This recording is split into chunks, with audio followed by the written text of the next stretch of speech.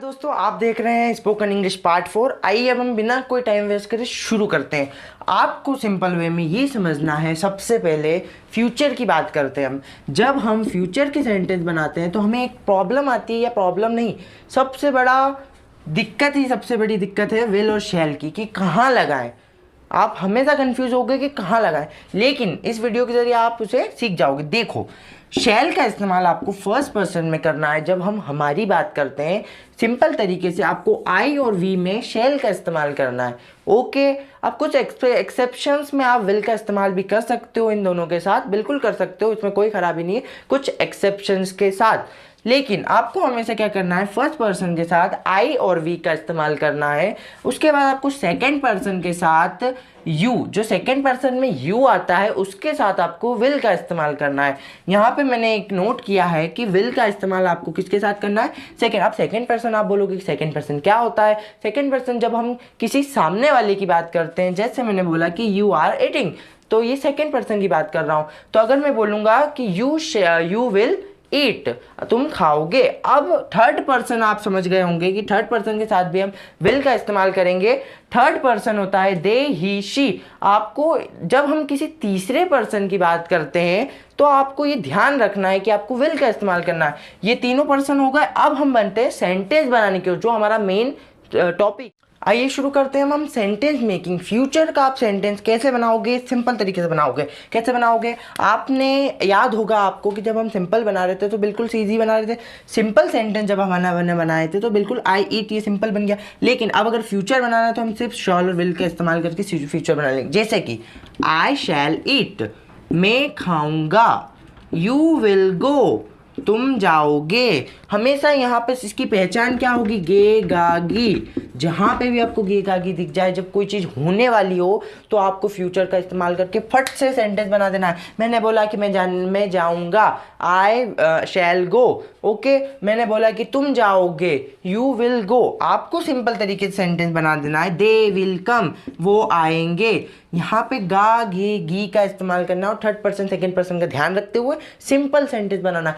अब हम बढ़ते हैं इंट्रोगेटिव की ओर। आइए दोस्तों, हम बढ़ते हैं इंट्रोगेटिव के। इंट्रोगेटिव और भी सिंपल है। कैसे सिंपल है, सिंपल तरीका ये है कि आपको सिर्फ शैल और विल को आगे कर देना है, आपका इंट्रोगेटिव बन जाएगा। जैसे कि कौन सा इंट्रोगेटिव बनेगा, क्या वाला बनेगा, कब, कहाँ वाला, इजी नहीं बनेगा, वो तो और भी इजी है, बिल्कुल इजी तरीके से सीखेंगे। आइए ये सीखते हैं। शैल को आगे कर दिया आपने, ठीक है, क्या मैं खाऊंगा हो गया, सेंटेंस बन गया आपका। आपको शैल को ही तो आगे करना था। ओके, विल को आगे कर दिया आपने, क्या तुम जाओगे हो गया।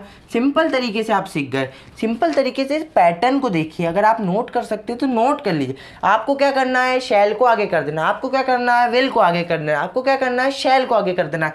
आपको सिर्फ इस चीज को आगे करना है और बिल्कुल आपका इंट्रोगेटिव कंप्लीट। अब हम बढ़ते हैं सेकेंड टाइप के इंट्रोगेटिव की ओर। आपको आ गया, समझ में नहीं आ रहा तो एक और बार देखो, इसे देखते रहोगे तो आपको यूं ही समझ में आ जाएगा। नेक्स्ट इंट्रोगेटिव की ओर चलिए बढ़ते हैं। आइए दोस्तों, हम बढ़ते हैं सेकंड टाइप के इंट्रोगेटिव की ओर। ये बिल्कुल सिंपल तरीके से सीखिएगा। आपने अगर पहला सीखा है तो ये भी इजीली सीख जाओगे। मैंने क्या बोला था आपको कि आपको शैल को आगे कर देना। सिंपल तरीके से आपको शैल आगे कर दिया आपने शैल आगे कर दिया। उसके बाद आपको सिर्फ इनका इस्तेमाल करना है, what, when, why. Okay, Hindi में थोड़ा हेरफेर होगा लेकिन इंग्लिश में बिल्कुल हेरफेर नहीं होगा। व्हाट शैल आई ईट, मैं क्या खाऊंगा।